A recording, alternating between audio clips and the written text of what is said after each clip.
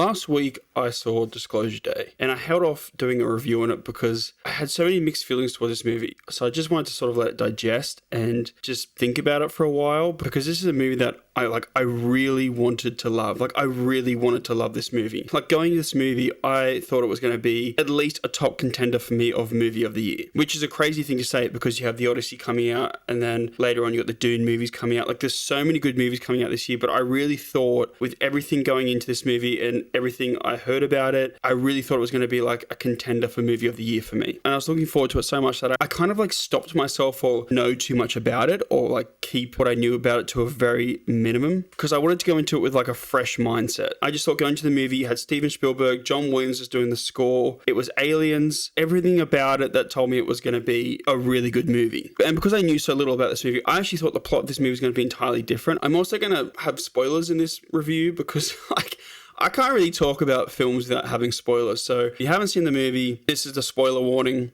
If you don't care, keep watching. If you do care, then don't watch. But yeah, there's going to be spoilers. The basic summary of the movie is you have Josh O'Connor's character. His name's Daniel Kellner, and he's this cybersecurity whiz. And he steals this treasure trove of alien information, footage, documents. He just has a shitload of it. And he steals it from the company he used to work for, which is Vortex. And they're kind of this deep shadow company that has really sort of deep ties to the US military. And the company's basically spent decades, spending all the way back to 1946, covering up peaceful aliens or peaceful alien contact, and they've been torturing them, and they've been using them, and they've been sort of trying to steal their tech. So Daniel steals this information, and then he goes on the run. He steals it for this kind of this other secret organization that's acting as a resistance to reveal this information to the world. And the head of it he's played by Coleman Domingo. And while Daniel's on the run with his girlfriend Jane, he crosses paths with Margaret Fairchild, who's played by Emily Blunt, and she's a weatherwoman for a local news studio in Kansas City. And they both have these secret abilities. Margaret has this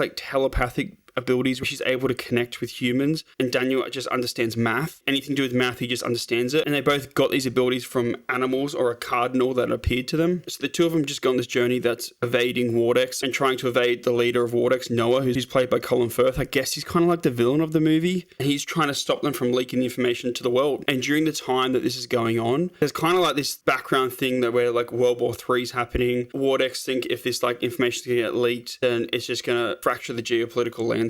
So there was a lot that I liked about this movie. This movie was a well-made movie, visually and from a director's perspective, or I guess Steven Spielberg's perspective. This was a well-made movie. It was beautifully shot. Some of the shots of this movie were just phenomenal. And the lighting, the blocking, the world building, everything that went into this movie, to actually visually present the movie, that was really good. At times, it felt like vintage Steven Spielberg, and there were so many moments where it brought that warm, hazy, classic Steven Spielberg lighting. There were certain scenes, the way it was lit reminded me of Jurassic Park. I really felt from a visual perspective and a world building perspective, Steven Spielberg hasn't really missed a beat in this area. And some of the the directing choices, the close-up shots of Emily Blunt at times, it was really masterful. You could see why at times Steven Spielberg is the filmmaker he is. And the acting in this movie was so good. Josh O'Connor has quickly become one of my favorite actors. I didn't really know much about him until recently when I watched The Crown, and he was so good in that. And since then I've seen him in Knives Out and now this, and I've got a couple of his other movies saved in my letterbox. And Coleman Domingo was really good in this as well. I feel like Coleman Domingo is good in everything I see him in. In the movie, he kind of acts as this warm presence that also acts as a stabilizing force throughout the whole movie. Emily Blunt was so good in this. There was times when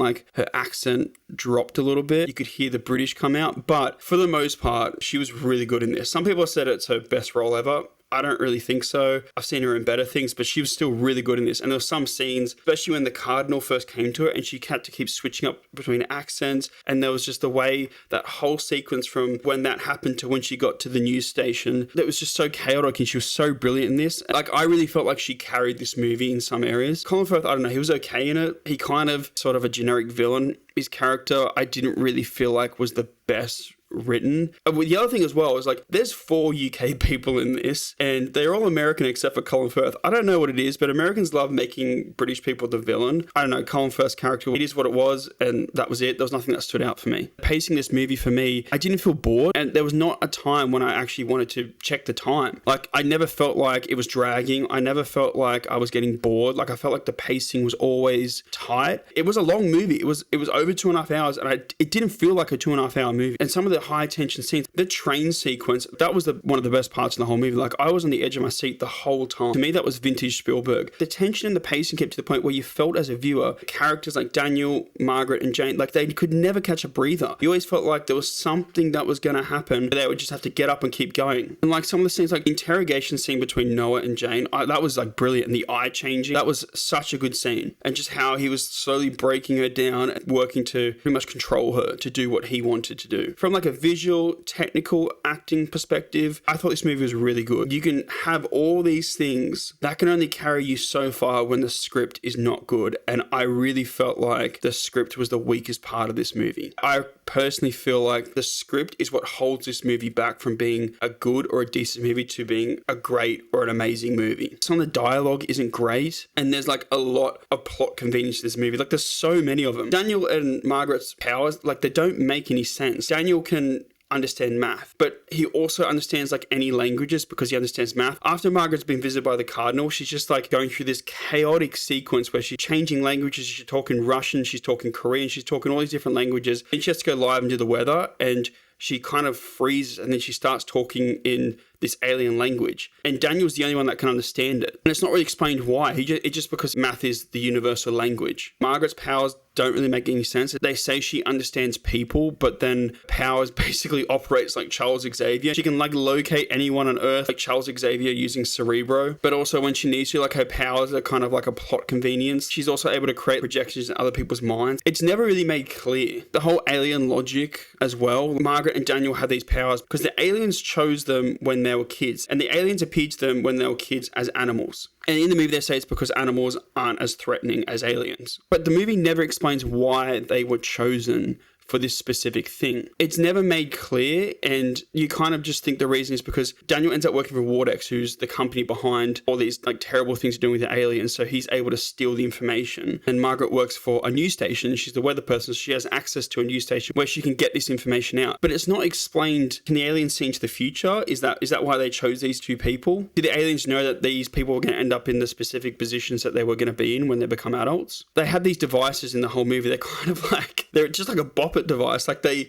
twist them, they turn them, they do all these things to them. It's implied that they are these like super powerful weapons, but then they also kind of feel like a plot convenience device. Noah uses it to locate people. Later in the movie, once they've kind of like fully evaded Vortex for a while, they end up at the headquarters where Hugo's at, where he's been contacting them from. And Margaret hides the headquarters like using one of these like devices. She's like holding it out there. She hides it from Vortex to kind of trick them so they can escape. Later on in the movie, when they get to the news station to reveal the big news or like disclose all this information, Vortex shuts off the power to the city, but then Margaret's able to turn the power back on using these devices. It was never an overly clear thing of what they were. We're never told where they came from. Were they the aliens? Did the government create them using alien tech? We don't know anything about them. And some of the scenes in this, like some of the scenes for some writing are so bad. About halfway through the movie, Daniel's hiding out this farmhouse with Jane. Daniel's kind of like out in the field trying to talk to Hugo. And while this is happening, Noah's interrogating Jane. He finds out where they are. Vortex show up at this farmhouse. So Margaret, from back in Kansas City, somehow feels that this is going on. She just contacts Daniel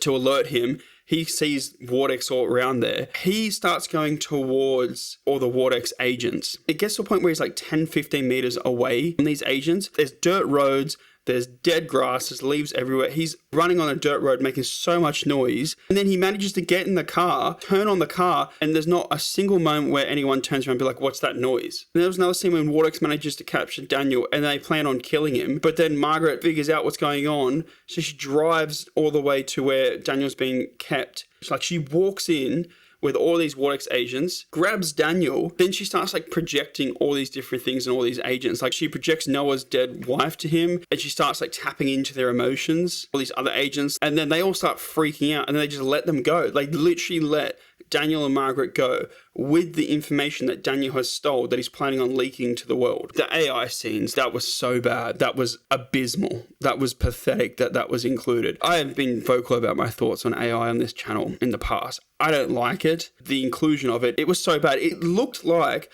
the Coca-Cola ad, the Christmas Coca-Cola ad. Like it looked exactly like that. And that's what I thought at the time. It took me out of the movie. And I really felt like there was just an emotional disconnect throughout this whole movie as well. and it was more evident in the finale, or like the ending or the third act of the movie. I really felt like this movie was building up to there being a huge twist that was going to change the course of the story. And when the twist was finally revealed, it essentially landed so flat. I don't think it had the same payoff that they're expecting. So twist was basically when the aliens had chosen Margaret and Daniel to be their, I guess, vessels for these powers, they had chosen them at the same time. So when the aliens appeared to them, gave them these powers, Daniel and Margaret were there at the same time. They knew each other from the age of 10, and they were connected from this one moment. And it was like the universe bringing them back to each other. It just didn't really hit. Like it wasn't like a big like wow moment. I really enjoyed the first and second act of this movie. I really enjoyed it. Like I enjoyed the chase sequences. I enjoyed how it kept me engaged. But then the third act, it just did not land. It didn't give me the reaction that I could see a lot of people having online. The whole goal of the movie is to get to this news station in Kansas City so they can reveal the information to the world. So when they finally get to that news station